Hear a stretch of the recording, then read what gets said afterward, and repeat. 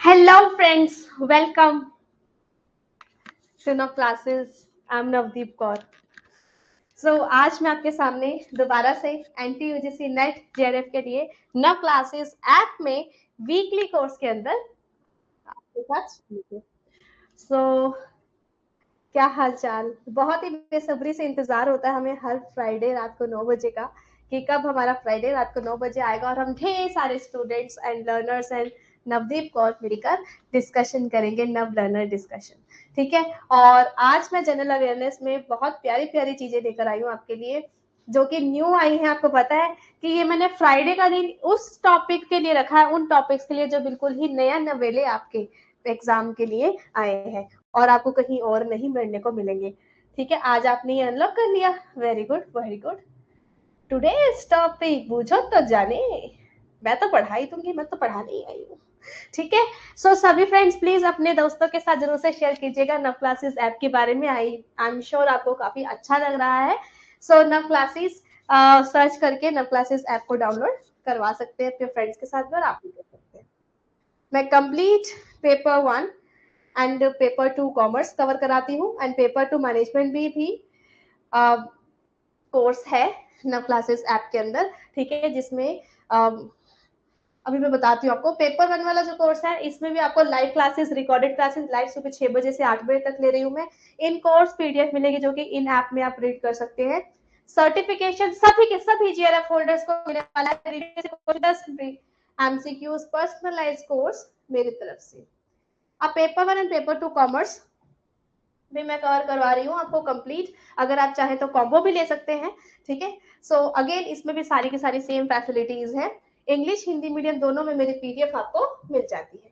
Paper 1 and paper 2 management is also available, जिसमें complete paper 1 मैं पढ़ा रही हूँ कॉमर्स, सॉरी मैनेजमेंट में 6 यूनिट्स मैं करवा रही हूँ, 4 यूनिट्स गौरव स्वयं करा रहे हैं। और ऑल्सो वो जो 6 यूनिट मैं करा रही हूँ उसके भी एक्सटेंडेड क्लास गौरव भी करवाएंगे।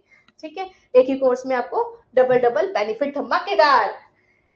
टेस्ट सीरीज भी आप ले सकते हैं, जिसके अंदर पेपर 1 के 900 टेस्ट हैं, जिसका मतलब कि 40,000 एमसीक्यूज, एंड जिसमें सेट एग्जाम्स के भी क्वेश्चंस, प्रीवियस से क्वेश्चन मिल जाएंगे। एंड ये सारे आपके अगर पेपर 2 ये इनमें से अवेलेबल है तो वो भी आपको मिल जाएगा। इंग्लिश हिंदी मीडियम दोनों में मेरे टेस्ट सीरीज है, और एक्सप्लेनेशन भी इंग्लिश और हिंदी दोनों में है।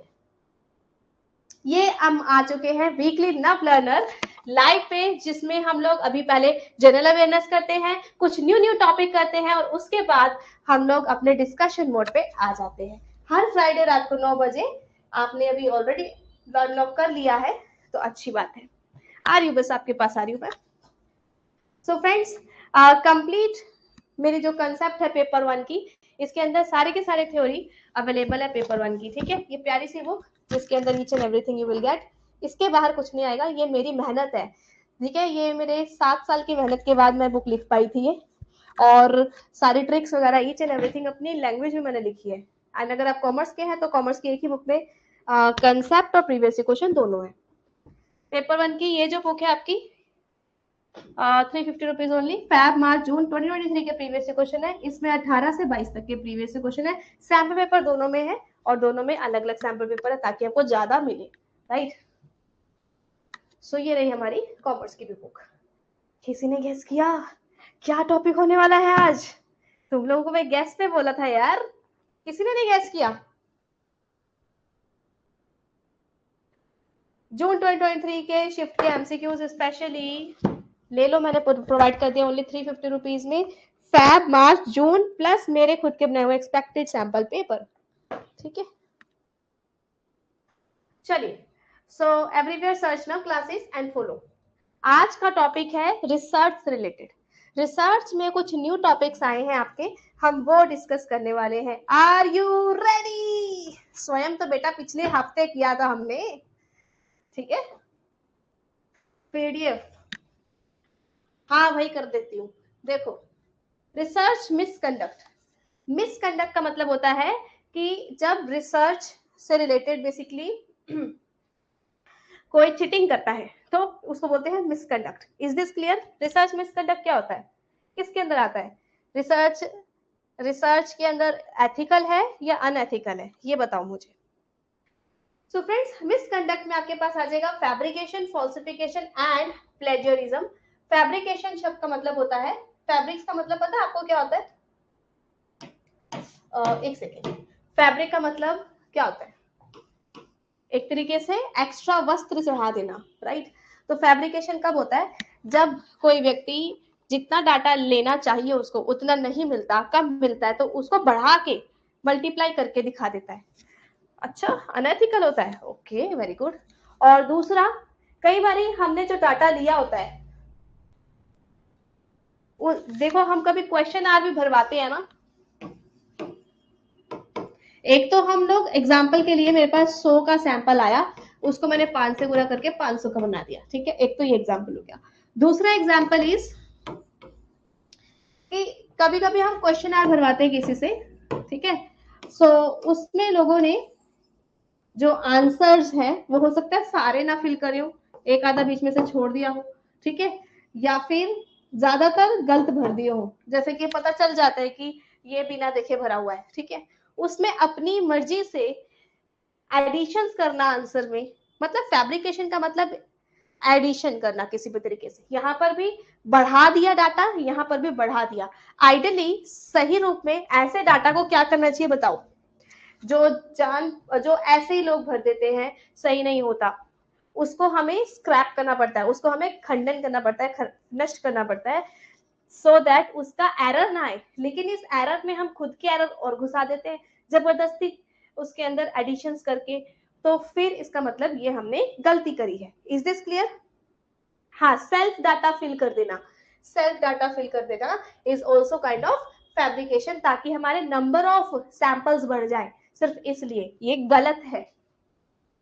Next is falsification. फॉल्सिफिकेशन का मतलब झूठ बोले कौआ काटे तो काले कौए से डरियो। कौआ आएगा तुम्हारे काऊ काऊ करके ले जाएगा, यानी कि मैनिपुलेशन। फॉल्सिफिकेशन मीन्स डाटा को जानबूझ के मैनिपुलेट किया, झूठ बोला, ठीक है, तो उसे बोलेंगे मैनिपुलेशन। Is this clear?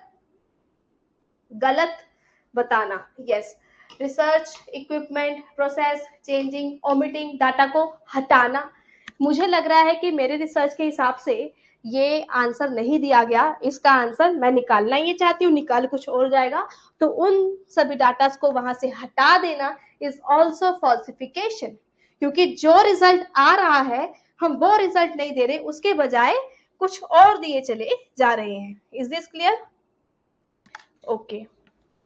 किस किस को काटे कौए ने, किसने झूठ बोला है? Next is plagiarism. Plagiarism is appropriation of another persons idea, यानी कि किसी और व्यक्ति की आइडिया को अपनी रिसर्च में लिखा। प्लेजरिज्म कब होता है?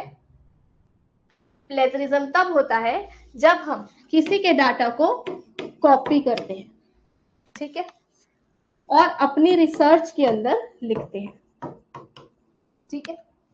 लेकिन याद रहे, जब हम डाटा को कॉपी यानी कि इमिटेट करके अपनी रिसर्च के अंदर लिखते हैं तो क्या होता है? तो प्लेजरिज्म होता है, और क्या होता है? अब इस प्लेजरिज्म से बचने के लिए हमें दो काम करने चाहिए। क्या? कभी कभी अगर हम किसी के डाटा को अपने में लिखें तो दो काम करो। क्या करो? पहला तो पैराफ्रेज, और पैराफ्रेज करने के बाद भी कुछ बच्चे ऐसे बोलते हैं रेफरेंस ना दे तो चलेगा, ऐसा नहीं होता है।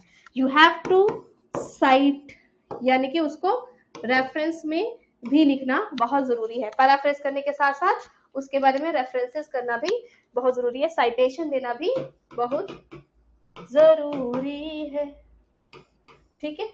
You have to cite it. कोई बच्चा कहता है कि मैम हमने कॉपी मारा, रेफरेंस दे दिया, पैराफ्रेज ना करे तो चलेगा? भाई तब भी नहीं चलेगा, ये दोनों करने कंपलसरी है। किस किस को समझ में आ रहा है? हाँ जी, दोनों करने हैं, पैराफ्रेज भी करना है और रेफरेंस भी लिखना है और साइटेशन भी लिखना है। Is this clear? ठीक है, तो भाई हमें समझ में आया कि गलत चीजें क्या है। फैब्रिकेशन, फॉल्सिफिकेशन, प्लेगियरिज्म, इन सबको ठीक कैसे करना है? हमें फालतू में बढ़ाने के चक्कर में नहीं रहना है, सैंपल झूठ नहीं बोलना है, और कॉपी मार रहे हैं तो उसको पैराफ्रेज भी करना है और रेफरेंस भी लिखना है, दोनों काम करने पड़ेंगे। तुम्हें भी आ गया समझ? अच्छा, बहुत चालाक बच्चे हो या होशियार बच्चे हो, सो प्लेजरिज्म के अंदर यहाँ पर सेल्फ प्लेजरिज्म का भी कंसेप्ट आता है, यानी कि अगर हम, क्या हुआ, टेस्ट सीरीज बताइए ना कौन सी ले कॉमर्स क्वेश्चंस के लिए। सोनिया दोनों टेस्ट सीरीज में सेम है, वैलिडिटी का डिफरेंस है, यानी कि अगर आप दिसंबर के लिए ही लेना चाहते हो तो 375 रुपीज की, यानी कि 3 महीने की 375 रुपीज की, 1 साल की 600 समथिंग की, ठीक है, आई समझ। और आपको पेपर 1 और पेपर 2 अगर अवेलेबल है तो सब में ही, दोनों में ही मिलेगी, अंडरस्टूड। सो देखिए, प्लेजरिज्म यूजिंग आइडियाज और word of another person without giving appropriate credit. लेकिन सेल्फ प्लेजरिज्म इज, मैंने ही कोई पहले रिसर्च लिखी थी, उसमें से ही मैंने खुद अपना डाटा दिया, लेकिन मैं अपने आप को भी साइट नहीं कर रही। किसी को कैसे पता कि नवदीप कौर यही वाली है, दूसरी रिसर्चर भी? नवदीप कौर तो बहुत सारी होंगी ना, जैसे प्रियंका बहुत सारी होती है, तो फिर ठीक है। फर्स्ट पेपर के लिए क्या चार्ज है? 375 रुपीज मात्र। इससे सस्ती में टेस्ट सीरीज कहाँ से लाऊं बताओ? ये तो जितनी मेरे को पड़ रही है मैं उतनी ही दे दी, ठीक है। मेरे को पड़ रही है नहीं, मतलब कि उसका मेंटेनेंस चार्ज पड़ी तो मेरे को लाखों की है, क्यों? वो इसलिए क्योंकि मैंने उसमें हर एक क्वेश्चन की एक्सप्लेनेशन एक्सपर्ट से करवाई है, अंडरस्टूड। अब अभी उसका तुम कह लो सिर्फ मेंटेनेंस चार्ज ही आ रहा है। अब प्लेजरिज्म के प्रकार बताइए। प्लेजरिज्म शब्द पैराफ्रेजिंग हो सकता है, मैंने तो एक वेयर वाली ली है, ठीक है, दोनों सही है, गलती का है? अरे यार तुम लोग, मैं जो टॉपिक करा रही हूँ उसके अलावा हर जगह गप्पे मारते हो हैं। 375 रुपीज की 3 महीने की है, 1 साल की 600 समथिंग की होगी शायद, वो मेरे को पता नहीं कि आगे 16 लग रहे हैं कितने लग रहे हैं, ठीक है। अपने हिसाब से कॉस्ट बेनिफिट एनालिसिस करके जो लेना ले लो, खत्म काम, सेम ही तो बात है। आइए अब यहाँ पर, मेरे तुम लिखवा रहे हो, कल को मेरे को रेट बढ़ाना पड़े फिर वीडियो में रहेगा खामोगा। अभी इतने की है। शम पैराफ्रेजिंग बताओ क्या होता है? Sham paraphrasing is material copied verbatim from text and source acknowledge but represented as paraphrase, यानी कि हमने शब्दों को कॉपी किया है, थोड़ा तोड़ मरोड़ के सामने लिख दिया है और ऐसा दिखा दिया है जैसे कि पैराफ्रेज किया है, जबकि असलियत में कोई खास उसमें मेहनत नहीं करी गई, जस्ट शब्दों को कहीं ना कहीं तोड़ मरोड़ के सामने रख दिया गया है। Elicit paraphrasing, material paraphrase from text without acknowledge the source, यानी कि आप कहते हो कि मैम हम पैराफ्रेज कर दें, बिना रेफरेंस दिए चल जाएगा ना? बिल्कुल भी नहीं चलेगा। फिर आप एलिसिट पैराफ्रेजिंग पे आ जाएंगे, मतलब एलिसिट शब्द का मतलब है गलती, गलती, ठीक है, तो उस पैराफ्रेजिंग पे आ जाएंगे। Other plagiarism, material copy from student assignment with knowledge of the other student, यानी कि ये तो हो गई आपकी रिसर्च वाली, ठीक है। जब हम यूनिवर्सिटी वगैरह में या वैसे ही किसी दूसरे स्टूडेंट से कॉपी मारते हैं उसको दूसरे स्टूडेंट्स को बता के। वर्बैटिम क्या था? वर्बैटिम जो जहां पे लिखा हुआ था, material copied verbatim from text without acknowledgement of the source. Again चक्कर सेम बात है कि आप उसका रेफरेंस नहीं दे रहे हो, यहाँ पे रेफरेंस दिए बिना आप कॉपी मार रहे हो, तो इसका मतलब शब्द जाल में फंसा रहे हो, शब्दों से खेल रहे हो, ठीक है। हाँ आप हियरिंग में दे सकते हैं। सेल्फ प्लेजरिज्म और recycling, same assignment submitted more than one for different courses, मतलब अपने ही पुरानी रिसर्च में जो डाटा लिखा था वही कॉपी करके दूसरी नई रिसर्च में भी घुसा दिया बिना रेफरेंस दिए, तो ये क्या कहता है? Self plagiarism. Different different assignments में जो हम खुद लिख चुके हैं वही कॉपी पेस्ट करके बाकी नए वाले असाइनमेंट्स में भी कर देते हैं, सेल्फ प्लेजरिज्म, ठीक है। बीएससी में है वो दे सकती है, रुको रुको, अपियरिंग में पोस्ट ग्रेजुएशन में है तो दे सकते हैं, ग्रेजुएशन में नहीं, ठीक है। घोस्ट राइटिंग, आत्मा आती है तुम्हारे लिए लिखने, गुमनाम है कोई, assignment written by third party and represented by students as own, यानी कि ये आत्मा कौन है? किसी और से काम करवा लेना, मान लो अपने बड़े भाई बहन से काम करा लेना, अपने मम्मी से होमवर्क करवा लेना और कहना भाई हमने किया है, गलत बात, घोस्ट राइटिंग होती है ये, ठीक है। एंड पुरलॉइनिंग का मतलब है assignment copy from another student assignment without person knowledge. बेटा मेरी बात सुनो, इधर आओ, इधर आओ। ये अदर प्लेजरिज्म था, ठीक है, क्योंकि हमने उसको बताया हुआ था दूसरे बंदे को कि मैं कैसे कॉपी मार रहा हूँ। लेकिन यहाँ पे प्यूरॉल अरे यार प्रोनाउंसिंग रुको, परलॉइनिंग, परलॉइनिंग वाला जो है दूसरे बच्चे से हमने असाइनमेंट या रिसर्च को कॉपी मारा है लेकिन उसको बताया भी नहीं है तब, ठीक है। अब मैं आपके साथ रिसर्च प्लेजरिज्म से रिलेटेड ऐसे टॉपिक डिस्कस करने वाली हूँ जो जनरल अवेयरनेस एंड रिसर्च के लिए बहुत जरूरी है और आपके एग्जाम में बहुत ज्यादा पूछे जा रहे हैं, और हम उन सब के ऊपर एमसीक्यूज भी करेंगे। ढंग से देख लो, एमसीक्यूज में तुम्हारे गंदे मार्क्स आए ना तो नॉर्मल ट्रेडिशनल टीचर की तरह स्केल से पिटेंगे, पटक पटक पटक। ये नव क्लासेस की ऐप है, कुछ भी हो सकता है, मैंने सारे फीचर डाल रखे हैं, तो मुझे लगेगा एक करंट वाला, ठीक है। देखिए लेवल 0 मतलब कि प्लेजरिज्म के टोटल 4 लेवल्स हैं, ठीक है। Level 0, level 1, level 2, level 3। अगर कोई व्यक्ति प्लेजरिज्म करता है 10% तक सिर्फ, ठीक है, क्या कहते हो आप, 10% तक प्लेजरिज्म करते हो तो फिर आपके ऊपर कोई पेनल्टी नहीं है। क्या कह रही है, कोई पेनल्टी नहीं है। Is this clear? तुम लोग ढंग से पढ़ लो, मैंने तुम्हें वार्निंग कर दी है, मैंने करंट डाल दिया गलत आंसर करोगे तो भू होगा। प्लेजरिज्म अगर 10% से 40% तक जाएगा तो, और ये मजा सिर्फ लाइव वाले बच्चे ले सकते हैं, तो लाइव आया करो, ठीक है, Friday night 9 PM।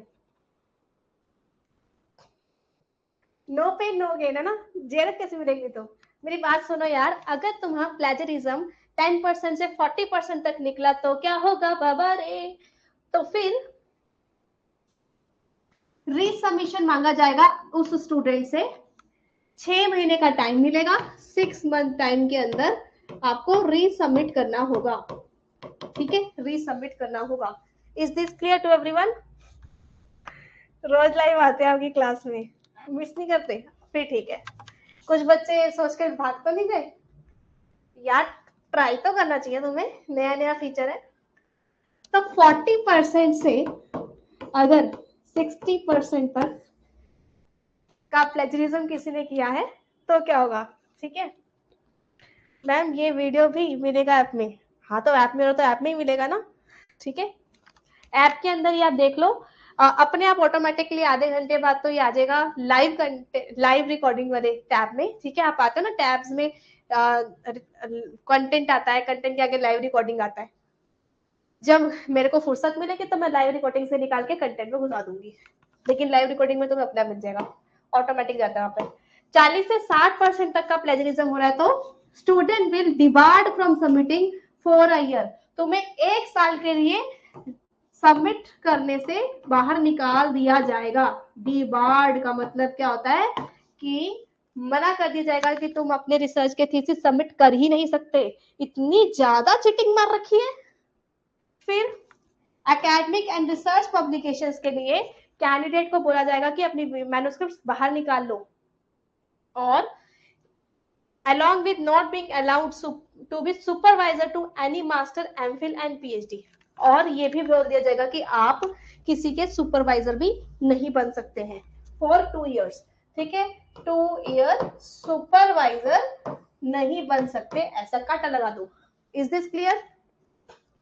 Next is plagiarism अगर 60% से ज्यादा आया तो, 60% से ज्यादा आया अगर तो क्या होगा, थीसिस आपके कैंसल हो जाएंगे, ठीक है। यहाँ पे तो 1 साल का टाइम दे दिया था ना, अब तो भाई कैंसल ही होंगे, कैंसल्ड। और पब्लिकेशन के लिए किसी को भी आप सुपरवाइज नहीं कर सकते 3 साल के लिए। अब 3 साल के लिए सुपरवाइजरी भी आपकी कैंसल, ठीक है। नोट्स बना लिए ये वाले, वैसे तो ऐप में मिली जाएगी पीडीएफ, फिर भी फर्स्ट टाइम अच्छी बात है, फर्स्ट टाइम आए हो। अब ये कुछ न्यू चीजें आई हैं जो आपके लिए इंपॉर्टेंट है। सिमिलैरिटी चेक किया जाता है एक्सक्लूजन फ्रॉम प्लेजरिज्म के लिए, और यूजीसी बेसिकली मान रहे हैं आपको उर्कुंड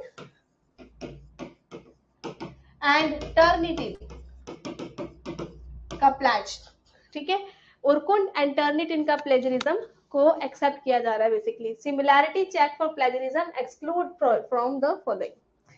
बिलो क्या हो गया, होगा रिपीट होगा, ये देख रहे हो रिपीट होगा, शांति। All quoted work reproduce with necessary permission and attribute। जितना भी आपका कोटेड वर्ड होगा, अगर मान लो होता कभी कि जब हम रिसर्च लिख रहे हैं तो कुछ कोट्स होते हैं, लाइक बीएस कोठारी ने ये कहा, ठीक है, तो उन कोटेड वर्ड्स को अगर हम वैसे का वैसे एज इट इज लिखना चाहते हैं तो उनको इस तरीके से कोट करते हैं और थोड़ा सा इटैलिसाइज कर देते हैं ताकि साफ साफ समझ में आ जाए कि क्या है, ठीक है। लेकिन उसके अंदर नेसेसरी परमिशंस लेना या फिर उसको भी रेफरेंस में डालना कंपलसरी है। नेसेसरी परमिशन लेके रेफरेंस में डालना कंपलसरी है। हेलो, अरे क्लास के आधे घंटे में मिल जाती है, ठीक है, अपने आप प्रोसेस होती है, ऑटोमेटिकली आ जाती है recorded. All reference, bibliography, table of content, preface, acknowledgement, ठीक है। तो हमें क्या क्या देना कंपलसरी है? रेफरेंस या बिब्लियोग्राफी में से एक चीज ही देते हैं आप, ठीक है, table of content, preface, acknowledgement, सब कुछ। और एक्चुअली अच्छा नोटिस करो, एक चीज मैं अभी थोड़ी देर में बताऊंगी, पहले अभी इसको नोटिस करते चले जाओ। All generic terms, law, standard symbols, standard equations, ये सब। अभी कह क्या रही है ये तीनों चीजें, ये बताओ। ये कह रही है कि क्या आपने नव क्लासेस ऐप में टर्निटिन वाला कोर्स देखा है? रिसर्च वाले टैब में जाके होम पेज पे जाओ, होम पेज पे रिसर्च एंड पीएचडी वाले टैब पे जाओ, वहां पे क्या टर्निटिन वाला कोर्स देखा है? अब सुनो होता क्या है कि जब आप रिसर्च पेपर लिखते हो या फिर प्रपोजल या सिनॉप्सिस जो भी आपका हो ना लिखते हो, ठीक है, तो तब पूरा लिखने के बाद उसको आप बोला ना यूजीसी भी टर्निटिन और यूरकुंड को मानता है, तो टर्निटिन से मान लीजिए हमने टेस्ट कराया, ठीक है, तो लेकिन जब आप पूरा पेपर लिखने के बाद टेस्ट करने के लिए उसमें सबमिट करना चाहोगे ना, सबमिट करोगे, तो सबमिट कैसे करना है बताइए? अपनी मैन्युस्क्रिप्ट्स में से नीचे जो रेफरेंसेस लिखे हैं, कोई कोटेड वर्ड लिखे हैं, ठीक है, इनको हटा के और टेबल्स वगैरह इसको हटा के अब वापिस आओ उस स्लाइड पे। अब आपको समझ में आएगा कि references, bibliography, table of content, table नहीं table of content, preface, acknowledgement, किसी को अगर हमने कहा है, जेनेरिक टर्म्स, लॉ जैसे कि कंज्यूमर प्रोटेक्शन एक्ट 1986 या फिर 2019, तो ये एक्ट तो भाई फ्लैग में आएंगे, कॉमन सेंस की बात है कि इसको सिंपल सी बात है हम चेंज कर ही नहीं सकते, नहीं कर सकते ना, मतलब क्योंकि अगर हमने चेंज किया तो हमारी ही गलती होगी क्योंकि ये ऑफिशियल टर्म्स है। तो इस वजह से हमें उसमें भेजने से पहले अपने ही डाटा की कॉपी मारनी चाहिए और उसके अंदर उस वर्ड में से ये तीनों चीजें हटा देनी चाहिए, ऐसा बोल रहे हैं, और फिर उस मैन्युस्क्रिप्ट को सबमिट करना चाहिए, ठीक है। ये क्वेश्चन भी पेपर में आ रहे हैं, ये सिर्फ मैं अपने लिए नहीं बता रही, आप लोगों को बता रही हूँ। अभी क्वेश्चन पूछूंगी ना तो करंट पड़ेगा ना, फिर तुम्हारी बैंड बजेगी। Note, research work carried out by student, research work कोई भी कैरी कर सकता है, student, faculty, researcher, staff, based on original ideas, शर्त ये है कि आपके ओरिजिनल आइडियाज पे हो। विच शैल इंक्लूड एब्स्ट्रैक्ट, उसके अंदर एब्स्ट्रैक्ट होना चाहिए। बात है कि किसको हमने चेक करवाना है, ठीक है, ये सब मैं क्या पढ़ा रही हूँ, यूजीसी के द्वारा 2018 में फ्लैग की जो गाइडलाइंस आई थी वो करवा रही हूँ, okay. Abstract, summary, hypothesis, observation, results, conclusion, recommendation, इन सब को आपने चेक करवाना है only, and shall not have any similarities, और इन सब में कोई सिमिलैरिटी नहीं होनी चाहिए। सिमिलैरिटी का मतलब क्या होता है, सॉफ्टवेयर करता क्या ये बताइए, रिपीट कर दीजिए। मैम रिपोर्ट में टर्निटिन का नाम नहीं आता, ये टर्निटिन की रिपोर्ट है। अगर आप टर्निटिन की रिपोर्ट आपको दी है, आपको वहां पर लिखा हुआ नहीं आ रहा, लेकिन जिसको पता होगा कि टर्निटिन की रिपोर्ट ऐसी होती है वो उसको देख के पहचान जाएगा, ठीक है। टर्निटिन की ही है सोनिया, वो इतना शक करती हो तुम? देखिए, मतलब कि ऑफिशियल्स को पता है कि टर्निटिन की रिपोर्ट ऐसी निकलती है, तो उनको पहचान लेंगे वो, तुम चिंता मत करो। हाँ, क्या कह रहे हैं हम?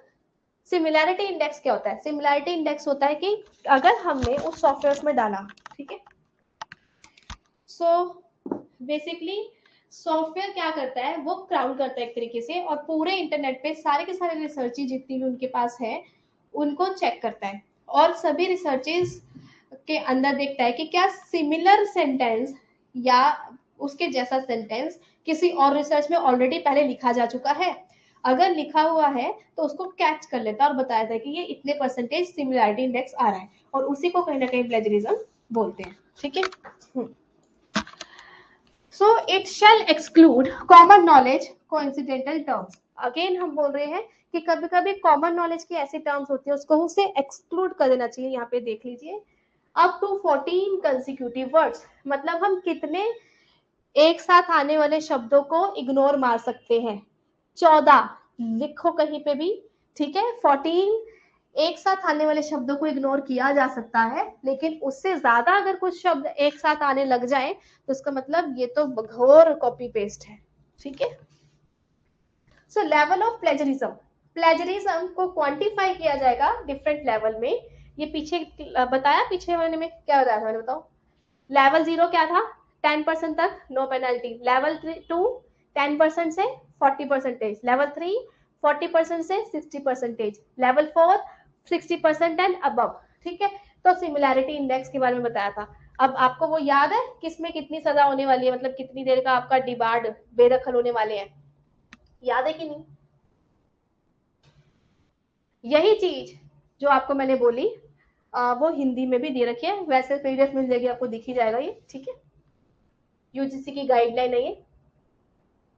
उसके अलावा ये जो हमारी अमेरिकन केमिकल सोसाइटी है, इन्होंने भी पब्लिकेशन पॉलिसी के अंदर ये बताया है कि प्लेजरिज्म क्या होता है। Plagiarism is passing off another person's work as own work, मतलब किसी और व्यक्ति के काम को अपना काम बनाकर कहने को प्लेजरिज्म बोलते हैं। ऑथर को यह भी ध्यान में रखना चाहिए कि सेल्फ प्लेजरिज्म भी उतना ही गलत है जितना प्लेजरिज्म गलत है, ठीक है। Reuse of significant portion of on research, अपनी खुद की रिसर्च का रीयूज करना बिना किसी साइटेशन के, ठीक है। Yes ma'am, you talked with felt amazing, अच्छा ये आपको अमेजिंग लगा, okay. It is responsibility of author, ये ऑथर की रिस्पॉन्सिबिलिटी बनती है कि उसको प्रॉपर परमिशन लेनी है, ठीक है, कुछ भी मटेरियल कोट करने से पहले, चाहे वो उसको लगे कि ओरिजिनल है कि नहीं, लेकिन अगर वो उसने कहीं से लिया है तो उसको परमिशन लेनी चाहिए, या फिर पैराफ्रेज करते हुए प्रॉपरली ढंग से proper in text citation and references देने चाहिए।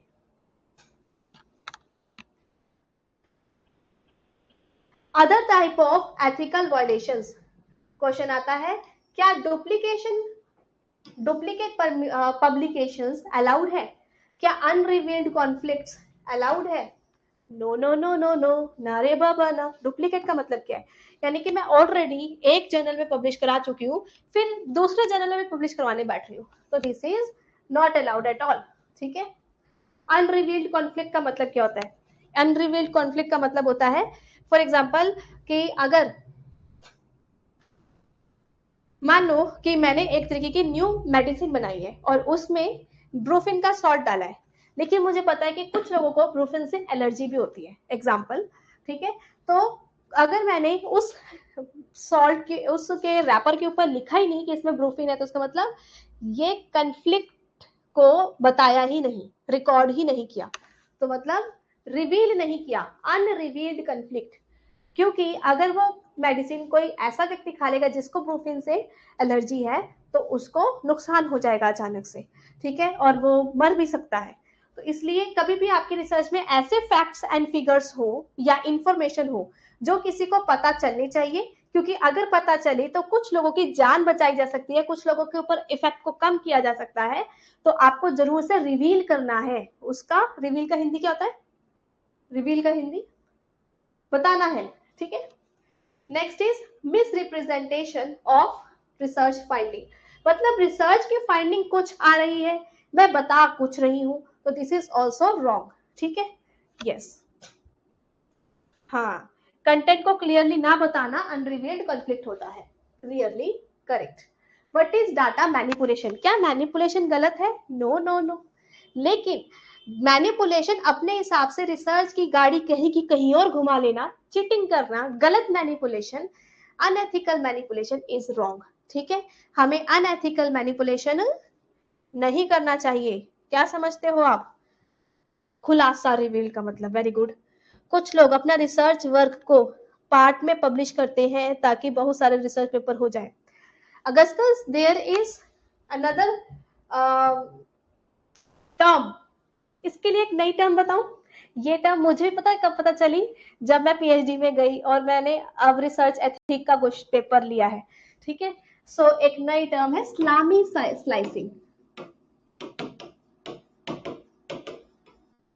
ठीक है, सलामी slicing is the term for this thing, कि अपने रिसर्च पेपर्स को टुकड़ों में स्लाइस करके पब्लिश कराना, इस्लामी स्लाइसिंग। सो इसका क्या मतलब है कि एक नॉर्मल रिसर्च लिखी है हमने और उसको सिर्फ नंबर ऑफ रिसर्च पेपर ज्यादा हो जाए, उसको टुकड़ों में पब्लिश कराना is unethical, this is salami slicing. ठीक है, तो this is, you are correct, that is, this is unethical. ठीक है, अब बात ये कि ये अनएथिकल है, तो क्या ये एथिकल भी हो सकती है? फॉर एग्जाम्पल, गवर्नमेंट एक बहुत बड़े लेवल पे स्टडी कर रही है जिसके अंदर बहुत सारे सेक्शंस या बहुत सारे पार्ट्स ऐसे हैं जो कि बिल्कुल ही अलग अलग पार्ट में से है, तो वो उसको, जैसे कि मान लो कोई स्टडी है आपकी मेडिसिन से रिलेटेड, कोई है उसमें इंजीनियरिंग से रिलेटेड, कोई है एजुकेशन से रिलेटेड, तो उसको अलग अलग पब्लिश करवाया जाता है। तो if it is of bigger work and अगर उसको टुकड़ों में करवा रहे हैं तो ये एथिकल है, उसमें गलती नहीं है। लेकिन अगर ऐसा कोई वर्क है जो कि एक साथ भी पब्लिश कराया जा सकता था, बट उसको जानबूझ के पब्लिकेशंस को बढ़ाने के लिए स्लाइसेस किए जा रहे हैं, पार्ट्स में बांटा जा रहा है, तो this is unethical, which you said. Is this clear? Okay, welcome. आ गया समझ? yes, this is the new term and you also learned this now. So data manipulation गलत है, अगर हम कुछ छुपाने के लिए, किसी को धोखा देने के लिए, डिसीव करने के लिए कर रहे हैं, तो data manipulation is also unethical. ठीक है, क्या कह रहे हो मैम? एक बुक के लिए भी, हाँ, एक बुक के लिए भी स्लाइसिंग करना गलत है। ठीक है, अब हम कहते हैं कि ये जितने भी झूठ बोले आपने, सूनर और लेटर, जल्दी या देर या सवेर, ठीक है, ethical violation get exposed, ethical violations का किसी न किसी को पता तो चल ही जाएगा। ठीक है, तो इसका मतलब आपका दिल जो मर्जी कहे, आपके अंदर अच्छा वाला फरिश्ता करे, अरे चीटिंग मत कर, बुरा वाला शैतान कहे और कर ले सब चलता है, जंग में सब जायज है, तो ये बिल्कुल ऐसा पॉसिबल नहीं है। आप चाहे अभी गलत रास्ता पकड़े, चाहे बाद में पकड़े, चाहे कोई सी भी काम को करने के लिए गलत रास्ता पकड़े, उसको कभी सही नहीं बना सकते। There is no right way to do wrong thing, गलत कामों को करने की सही तरीका बिल्कुल भी नहीं है, सही रास्ता बिल्कुल भी नहीं है। Is this clear? Questionable research practices are also wrong, मतलब ऐसी प्रैक्टिसेस जिसकी वजह से आपके ऊपर प्रश्न उठाए जा सके, ये भी बिल्कुल गलत है। क्वेश्चनेबल रिसर्च प्रैक्टिसेस के कुछ एग्जांपल्स बोलो।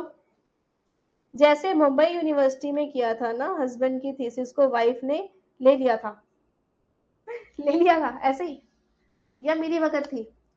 रिपोर्टिंग ऑफ वेरिएबल सिलेक्टिवली, ठीक है, किसी भी वेरिएबल को जानबूझ के अपनी इच्छा अनुसार रिपोर्ट करना सिलेक्टिवली, रॉन्ग। आफ्टर डिटरमिनिंग कि भाई जब मैंने रिसर्च के रिजल्ट निकाले, देखा यार ये रिजल्ट का तो आंसर वैसा आ ही नहीं रहा जैसा मैं चाहता था, और आपने अब डिसाइड किया कि इसके बाद मैं और डाटा कलेक्ट करूं कि ना करूं, तो ये भी आपका क्वेश्चनेबल हो जाएगा।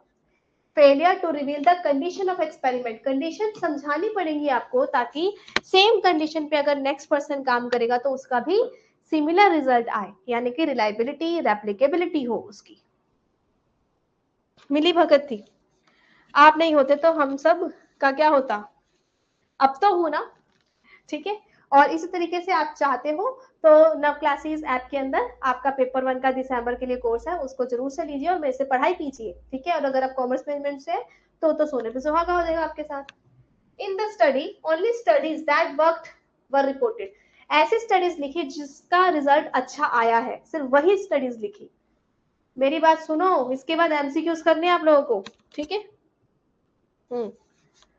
अगर कोई रिसर्च पेपर बोलता है प्रोटीन 5 to 7% होता है, तो उसको साइटेशन बनाते हुए 8 to 9% आया, उसको क्या बनाते हुए पता नहीं क्या लिखा इसने, बट रिसर्च पेपर को ठीक दिखाने के लिए उसने, हाँ अच्छा, उसका वो काम करते वक्त ज्यादा आया लेकिन दिखाने के लिए उसने ऐसा कम दिखा दिया, तो this is also questionable research practice, ठीक है, जिसके ऊपर प्रश्न उठाया जा सकता है, वो वाली रिसर्च के काम है। जैसे कि पी वैल्यू अगर 0.054 आई और मैं जानबूझ के दिखाऊं कि 0.05 से कम आ रही है, जैसे कि अगस्टस ने भी एक एग्जांपल दिया, तो this is also wrong, cheating कर दी ना, अनएक्सपेक्टेड फाइंडिंग को प्रिडिक्ट कर दिया, ठीक है, तो फॉल्सिफाई कर दिया, झूठ बोल दिया, तो ये सब के सब गलत है। जर्नल्स को पता कैसे चलता है कि आप धोखेबाज हो, बताओ बताओ। आज के डेट में इतने सारे सॉफ्टवेयर अवेलेबल है, टर्निटिन है, उर्कुंड है ना, और आजकल धोखेबाजी तो तुम्हारी एआई की भी पकड़ी जाती है। मतलब अगर आपने आर्टिफिशियल इंटेलिजेंस से कोई डाटा को पैराफ्रेज करवाया है या फिर कोई डाटा आपने उससे लिखवाया है, तो टर्निटिन भी आपको एआई कंटेंट बता रहा है, सिमिलैरिटी इंडेक्स बता रहा है, ठीक है। सोनिया तुमने कराया था ना, सोनिया अग्रवाल, मेरे रिसर्च पेपर वाले कोर्स में हो तुम कि प्रपोजल वाले कोर्स में, आई थिंक पेपर वाले में हो, तो ये मेरे रिसर्च पेपर वाले कोर्स में भी है नव क्लासेस ऐप में। तो इसने शुरू से ही मेरी सारी इंस्ट्रक्शन को अच्छे से फॉलो करके रिसर्च लिखा, और उसके अंदर इसने जब पैटर्निटी से प्लैक टेस्ट करवाया तो इसका 10% से डायरेक्टली कम आया, ठीक है। बाकी बच्चों का होता है कि 30-40% या 55% तक भी जाता है, और फिर उसके बाद वो उसको बैठ के पैराफ्रेज करने बैठते हैं, लेकिन इसका पहली बारी में ही कम आया था, तो दैट इज ऑल्सो गुड। हाँ जी मैम, ऑलरेडी इतना कुछ कर रहे हैं, should we think before complaint, क्या हो गया मैं प्रपोजल वाले बैच में हूँ, ठीक है। सो दिस इज एग्जाम्पल कि अगर हम अच्छे से समझते हैं, और दूसरी बात तुमने उसमें देखा होगा रिपोर्ट के अंदर था एआई का कंटेंट कितना आ रहा था तुम्हारा चीटिंग करी तो बता दो, नहीं तो एआई का कम से कम ये तो दिखाता है कि एआई कंटेंट कितना है, ठीक है। जीरो भी आ सकता है अगर आपने एआई से डाटा नहीं करवाया हुआ, जीरो भी आ सकता है। Information receive from reviewer alternative auditor, सबसे इंपॉर्टेंट बात कि रिसर्च जर्नल कैसे पता लगाता है कि हमने चीटिंग की है, कि जो हमारे एडिटर्स होते हैं ना, रिव्यूअर्स होते हैं, हाँ। सो इंटरनेट के कितने हैं ये भी आता है, अलग अलग बाइफर्केशन था, हाँ। सो फ्रेंड्स, ये क्या कहता है कि कैसे पता चलते हैं, जो आपके पीयर रिव्यूअर्स होते हैं ना, वो लोग भी पता लगा सकते हैं कि ये रिसर्च तो हमने ऑलरेडी किसी और की रिव्यू करी हुई है, तो उसी की कॉपी पेस्ट आ गई है, ठीक है। Literature seek for connected paper by authors, जैसे कि मैं, नवदीप कौर, शाइना, सोनिया या अदर स्टूडेंट्स, ये लोग अपनी रिसर्च पेपर लिखने के लिए लिटरेचर रिव्यू कर रहे हैं, तो जब हम किसी का लिटरेचर रिव्यू करते हैं ना, हमें दो एक जैसी रिसर्चेस दिख जाती है, तो हम भी पकड़ लेते हैं, अरे यार इसके ऊपर किसी और का नाम है, इसके ऊपर किसी और का नाम है, रिसर्च के अंदर डाटा सिमिलर दे रखा है, तो तब भी पकड़ा जा सकता है। टर्निटिन उर्कुंड तो हो ही गए, उसके साथ साथ मैनुअली भी पकड़ने के काफी चांसेस है, लेकिन एक बारी अगर आप पकड़े गए तो आपका क्या हश्न होगा, वो तो लेवल 0, लेवल 1, 2, 3 इंडिया में अब वो फिक्स हो गया है, ठीक है, उसके हिसाब से चलेंगे। बाकी आपकी मैन्युस्क्रिप्ट विड्रॉ की जा सकती है, ऑथर को अगले कुछ सालों के लिए बैन किया जा सकता है, और अगर थोड़े बहुत सीरियस केसेस हो तो उस ऑथर को वॉच लिस्ट में डाला जा सकता है कि इस पे निगरानी रखना, इसका हमेशा गड़बड़ रहता है। समराइज करते हैं, अगेन चीटिंग ना करो, क्योंकि चाहे अभी पता चले चाहे बाद में, चीटिंग का खुलासा होके रहेगा। अपने कर्मों का फल इसी जन्म में भुगत के जाओगे तुम, ठीक है। तो चलो अब क्वेश्चंस को सॉल्व करके देखते हैं। Research ethic do not include, बताओ तुम्हारे थीसिस में सिर्फ 1% रह गया। Very good. हाँ,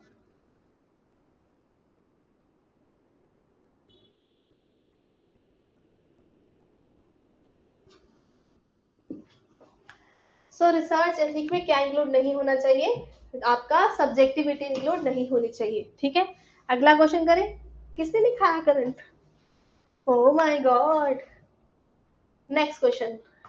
according to UGC regulations to 2018, मैंने ये रेगुलेशंस कराई हैं आपको, ठीक है। प्लेजरिज्म में सिमिलैरिटी ऑफ 42% का मतलब ये किस लेवल पे आएगा, बताओ।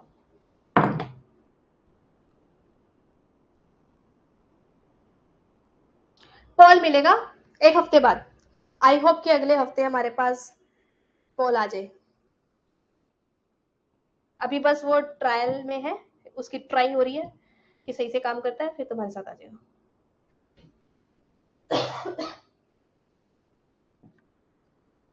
बता तो दिया, अब कैसे बताऊं।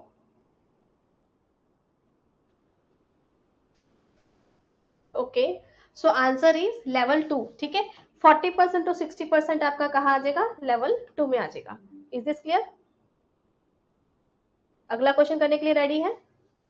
मतलब लेवल 2 है, आंसर 3 है, एब्सोल्युटली करेक्ट, आप सब सही है, ठीक है। According to UGC regulation 2018, plagiarism, common knowledge, coincidental terms, up to how many words can exclude? बताओ बताओ। मैंने बहुत अच्छे से बताया था आज।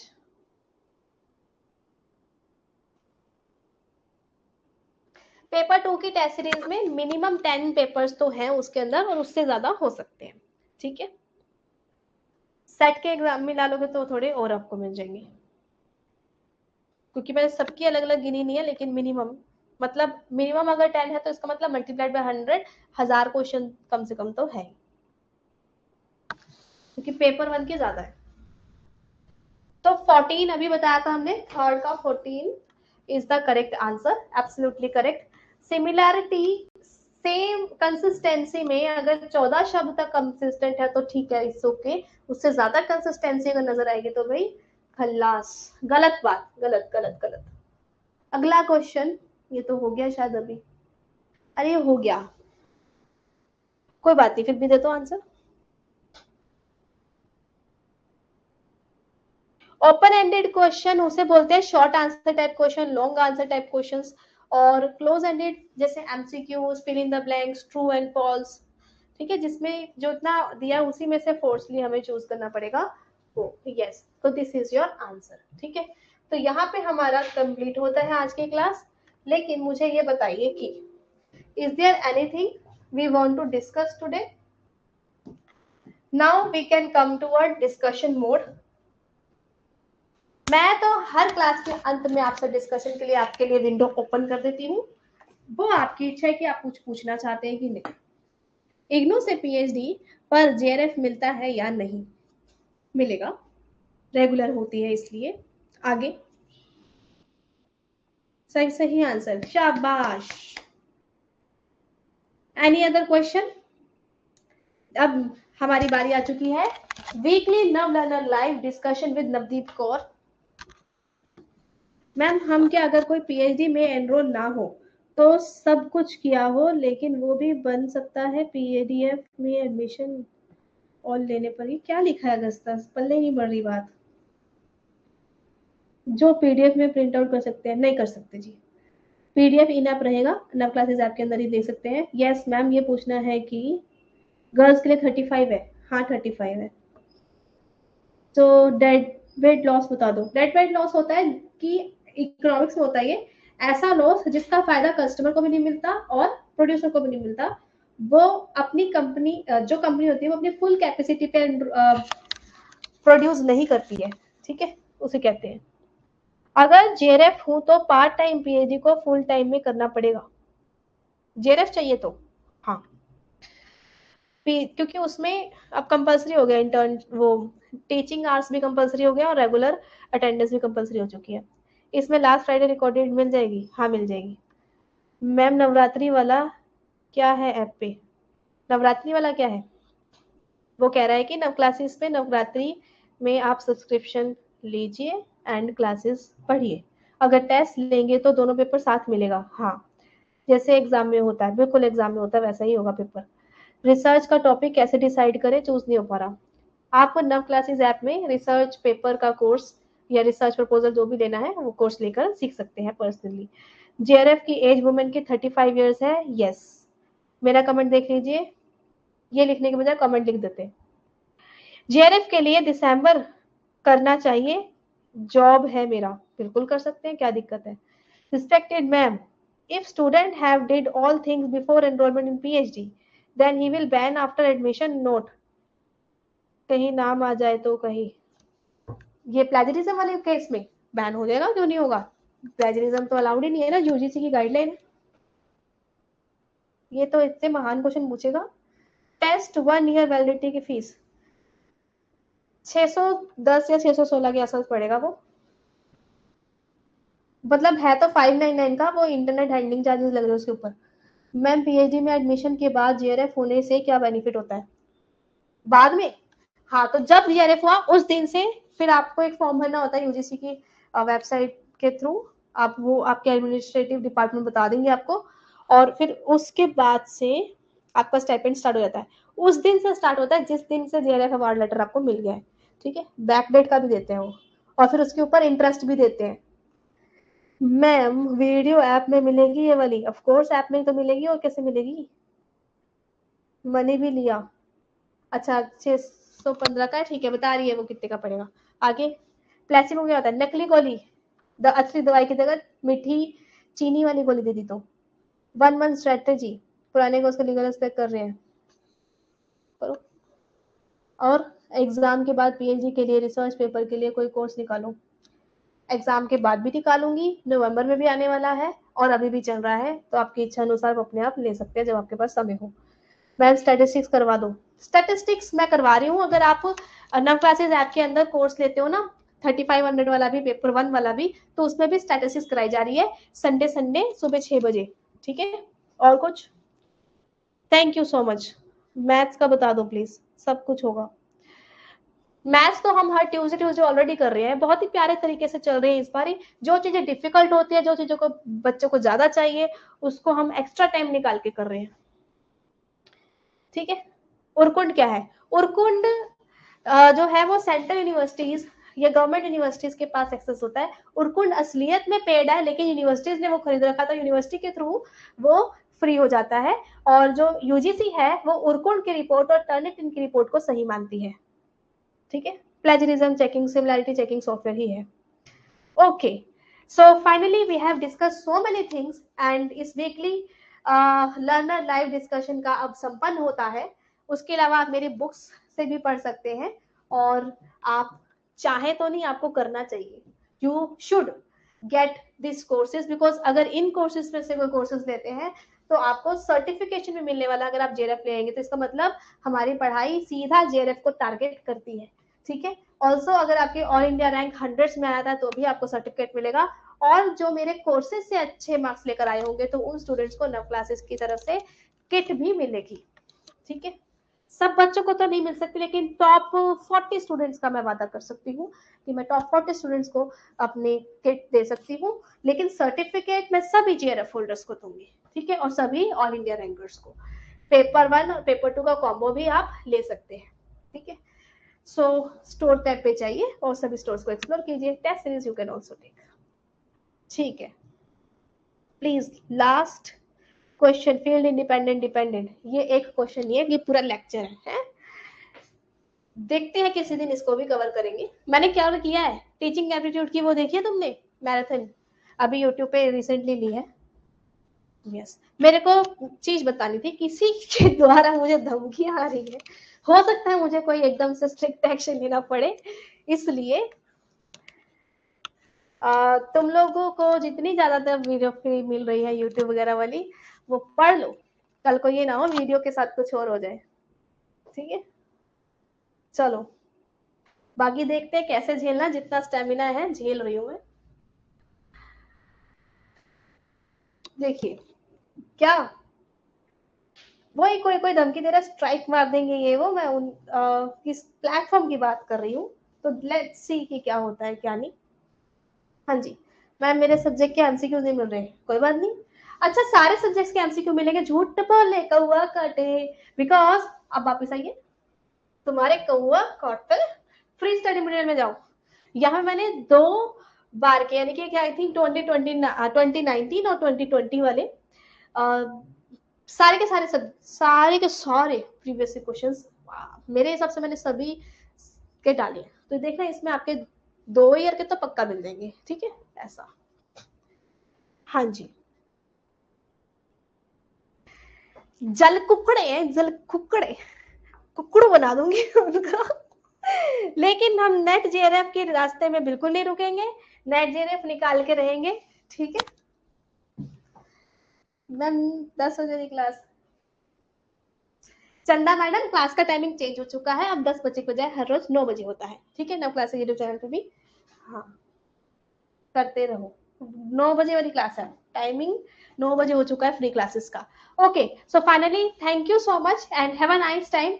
Dream believe act and achieve, all the best for your net JRF and all India rank 1। इसी तरीके से लेसन देखते रहिए। अब आपने नव क्लासेस ऐप में वीकली नव लर्नर वाला कोर्स लेकर देख लिया है कि प्लस या पेड क्लासेस कैसी होती है, बिल्कुल सेम ऐसी होती है और यही हमारा इंटरफेस है, ठीक है। और आप भी इस तरीके से आगे बढ़िए। Thank you.